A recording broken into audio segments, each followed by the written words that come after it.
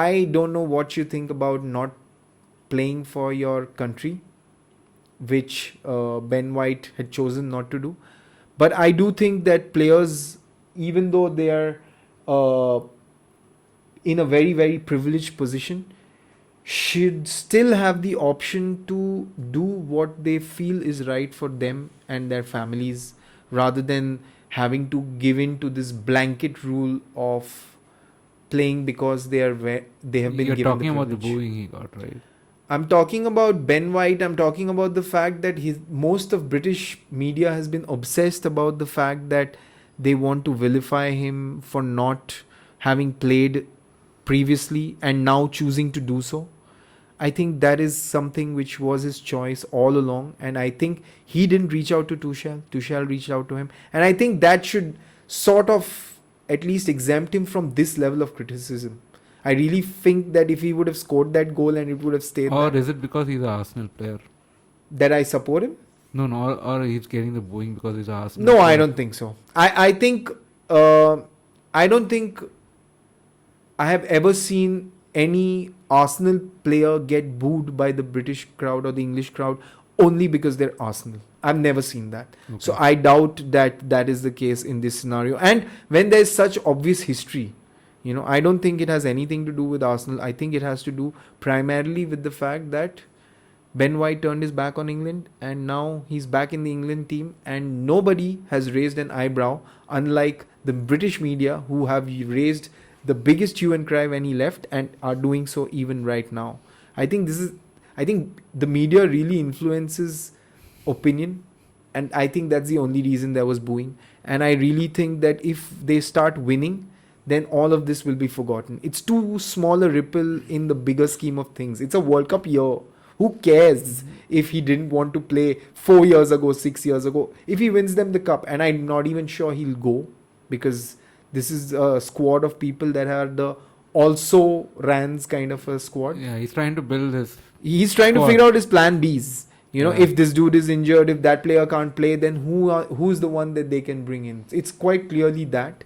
So I think these kind of things play a big role, and obviously the Trent Alexander-Arnold subcurrent which is there to the story, the undercurrent that is there to the story is huge.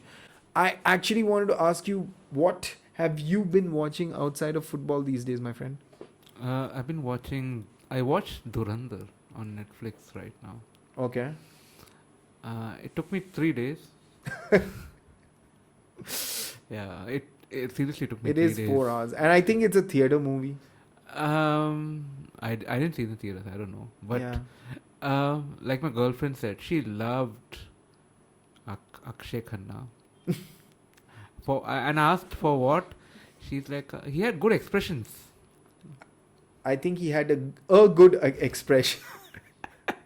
But I kind of love the movie. I mean, in a way, it was enjoyable to watch in 3 days. Just to mention, but yeah, I didn't mind the hatred or the overhype that movie was getting. I didn't understand the overhype. I didn't understand the hatred. I was like, it's a good movie. Just presented facts. Tried to present facts in a. I don't think facts In a would be the word I'd use. But yeah, I mean, it used facts to tell a story. It tell a story. Yeah. I think you can call it that way. Yeah. Because first scene where spoilers ahead, please. Sorry. About Kandahar when they showed all that thing. So it's like building from facts and then creating a story around it, right? Yeah. So that part, I'm like, okay, I got into it, and there was some tidbits here and there that Bollywood does. Yeah. But overall, I was like, okay, enjoyable watch. You knew where it's going, but it kept you gripped. Yeah. I understand why people could spend 4 hours watching it. No, I couldn't do that in a day. But I think it's easier in a theater. I think with the it's a community theatre. there. Yeah. I think 4-hour movies are like, unless they're something rare and unique, like a Gang of Wasepur sort of a thing, where like it's if you like the movie, you probably won't be able to look away, or you don't like the movie. But in this case, I think in a movie theater where there's not many distractions, a lot of these action films, a lot of these explosive movies, they're a lot more fun when enjoyed with a lot of people. Have you seen Dhurandhar? In a similar way, but much more passively. I was very excited when the movie started off. I felt like I was about to watch something that was set in a locality that I can totally relate with, like a ghetto, which has a primary composition of Muslim people and has a lot of underworld influence. Because I used to stay in the old in a locality close to the old Kolkata docks, and back then smuggling was huge, before FDI and stuff. So like imported electronics and clothes and shoes, and the imitations that they would inspire, that was huge. So I felt like it was gonna be like a really cool mafia flick with a lot of twists and turns, a lot of departed kind of moments, where it's a cliffhanger and stuff.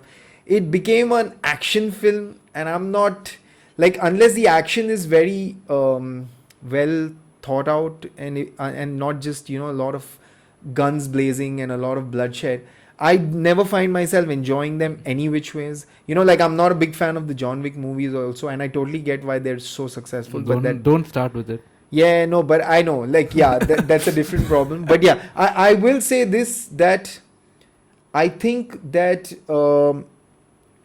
it's a different kind of an action film to the ones that I have grown up watching, and sadly I don't find many of those any which ways these days. So it's not a Dhurandhar problem, it's generally the action movies of the time. It's being old problem, that's all. It's a being old problem, absolutely. It's a being old enough to have passed by 22 years of not seeing Arsenal win a trophy from when I was a teenager. सब कुछ में Arsenal लेके आएगा. Dude, this is a football, a sports thing.